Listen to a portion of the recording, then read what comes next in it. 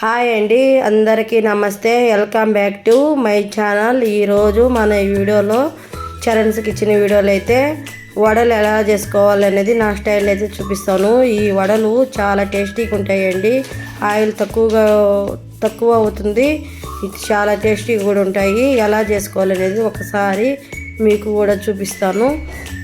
ముందుగా అయితే నేను 1/2 kg మినపప్పు తీసుకున్నాను. అది 2-3 గంటల సేపు నానబెట్టుకొని శుభ్రంగా వాటర్ పోసి శుభ్రంగా కడిగి ఇలా పెట్టుకున్నది మిక్సీ జార్ తీసుకొని మిక్సీలో వేసుకోవాలా. కొంచెం కొంచెం వేసుకుంటూ మిక్సీ పెట్టుకోవాలా.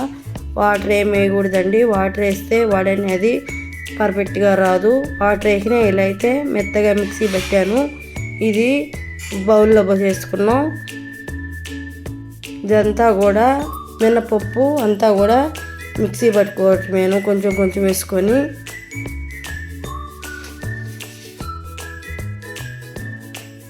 ఇది వచ్చి 1 కప్పు నిండా అన్నం తీసుకున్నాను. మిక్సీ మెత్తగా పట్టుకోవాలా.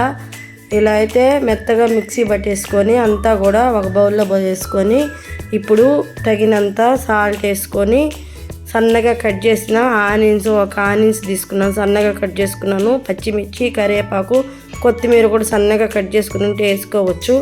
1/2 టేబుల్ స్పూన్ వచ్చి మిరియాల పొడి వేస్తున్నాను. 1 చిటికెడంతా వంట సోడా. ఇదంతా కూడా పిండికి పట్టేలాగా బాగా కలుపుకున్నాం. ఒకసారి అన్నం వేయడం వల్ల ఆయిల్ ఎక్కువ పేలవదండి. ఇప్పుడు మనకి కవర్ అయిన మామూలు కవర్ మీద అయినా సరే, ఆయిల్ కవర్ మీద అయినా సరే మామూలుగా మనం వడలు ఎలా చేసుకుంటామో అలా చేసేసుకోవటమేను. ఆయిల్ బాగా వీటెక్కిన తర్వాత ఇందులో వేసేసుకొని ఇవి బాగా వడలన్నీ వేసిన తర్వాత గ్యాస్ సిమ్లోనే పెట్టుకొని ఉడికించుకోవాలా. లోపల ఉడకవు, పైన మాడిపోయినట్టు ఉంటాయి గ్యాస్ సిమ్లో లేకపోతే.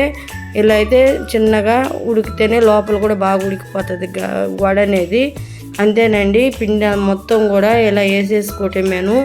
చాలా టేస్టీగా ఉంటుందండి. సూపర్గా ఉంటాయి ఈ వడలు కూడా.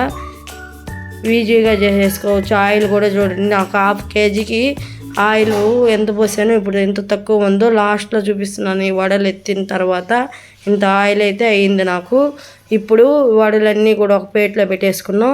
ఈ వడల్లోకి చికెన్ అయితే సూపర్గా ఉంటుందండి. కొంతమంది సాంబార్ కూడా వేసుకుని తింటారు. చికెన్ అయితే ఇంకా టేస్ట్ అదిరిపోతుంది, అంత టేస్టీగా ఉంటుంది. చికెన్కి వడకైతే చాలా బాగుంటుందండి. మీరు ఎప్పుడు ట్రై చేయకపోతే మీరు ఒకసారి ట్రై చేసి మీకు ఎలా కుదిరిందో మాకు ఒకసారి కామెంట్ పెట్టండి. వీడియో కానీ మీకు నచ్చినట్లయితే ప్లీజ్ అండి షేర్ అండి.